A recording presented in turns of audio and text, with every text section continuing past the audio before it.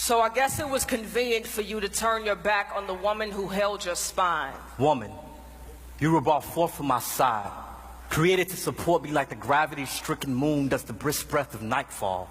But when fear clawed its way into my heart, when he called my name in the garden, you shrunk and hid your shameful body. Where were you when the Prince of Night found his way to your star?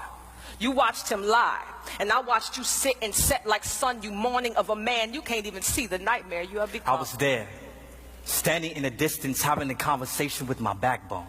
I wanted to stop you, but you let that evil reptile with eyes, slow dancing with deceit and tongue, swift as breeze, woo you dumb to think we could be wise as the God who thought the galaxies into existence. Adam, I thought he was my friend, letting me in on secrets God Pinky promised the leaves not to tell. He pointed me to the tree, told me of what I was missing, and as my faith in his lies led me to stare, I watched death become gorgeous. But God is beautiful. Adam, my tongue became sight. The fruit looked too good not to Taste and see that God is good. God is thief. He kept us from the one thing he knew would turn our minds deity. No, God is wise. Eve, can't you see?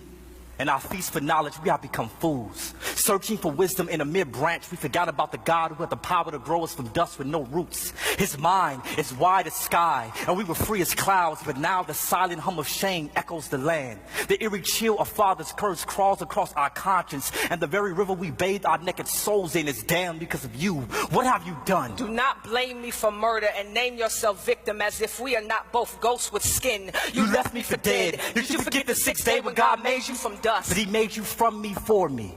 While sleeping, he called you from my cage bones, beautiful but you, with your prideful disposition, switched positions and tried to lead. Took heed to a four-legged snake without consulting me first. You didn't respect me. He gave you authority. He made you the head of us, but you became neck. I can still see the apple stuck in your throat, Adam. Swallow your pride.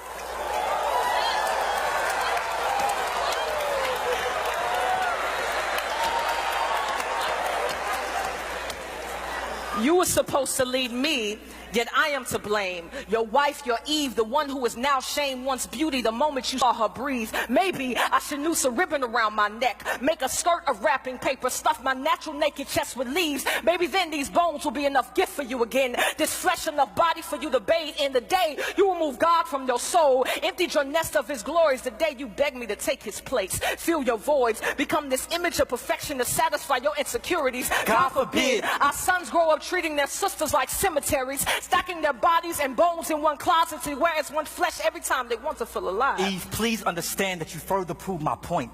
That prideful organ brewing beneath your breast beats with no submission for your husband. And for this, your future daughters would not be quiet, gentle, but some would be loud as nagging crows scavenging on the dead earlobes of men. Their bodies, sculpted for God's glory, will become lures enticing our sons to sin, and they will. These women, your offspring, will hand their souls over to men who are not their God. They will kneel for value at the altar of man's approval, but that worship would not make them whole nor holy. Do you see what you've done? You made this about you by blaming me. We are both sin wrapped in flesh, both broken creations, stained glass windows with no shine, no sun, no light. We are both dark, imperfect, lost. We are fallen.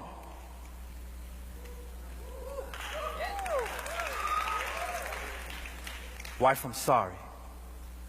Have you any idea how shameful my insides scream for not protecting the only woman I've ever known and loved from the sting of death? I feel like a lonely grave, wallowing in a walking coffin of a body, waiting for a voice louder than my fears to resurrect the scared corpse of a man I buried 6 feet under guilt.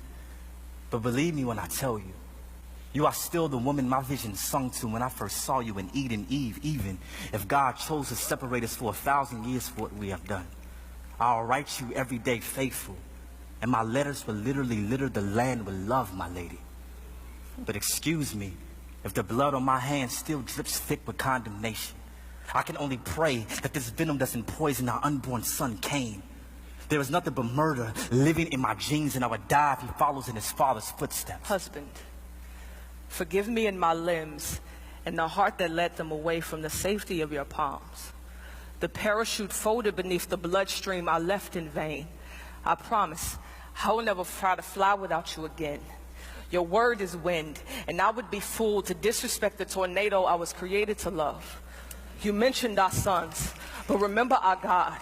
Remember what he told devil as he cursed serpent. He spoke of my womb, and from it a seed will come. The devil will strike his heel, but our seed will crush his head. Yes, we are dying, but one day we may rise from the dead. We are not hopeless. Mercy has its sights set on the sinners, and its source is our God. He will rescue us out of the sea of sin. Like hands beneath a drowning soul, a rainbow before the lightning bolt speaks, he reigns. When the clouds crack their shell, our God will appear and show us his yoke is easy. A light too mighty for anything pitch black to trap our backs back behind that cage we crave. The way of escape is near if we wait with hope, nailed to our faith. The truth cross sticks to our burdened bodies. The life stretching like the arms of an horizon, rising for all to see. The sun still lives. Eve, forgive me. Adam, forgive me. God, We tried to be our own God. Please forgive us.